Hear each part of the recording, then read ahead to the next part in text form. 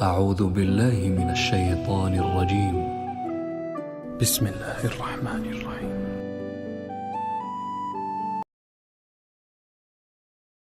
شروع اللہ کا نام لے کر جو بڑا مہربان نہایت رحم والا ہے۔ ہر غیبت کرنے والے تانے دینے والے کی خرابی ہے جو مال جمع کرتا ہے اور اس کو گن گن کر رکھتا ہے، شاید وہ خیال کرتا ہے کہ اس کا مال اس کی ہمیشہ کی زندگی کا موجب ہوگا۔ ہرگز نہیں، وہ ضرور حطمہ میں جھونک دیا جائے گا۔ اور تم کیا سمجھے کہ حطمہ کیا ہے؟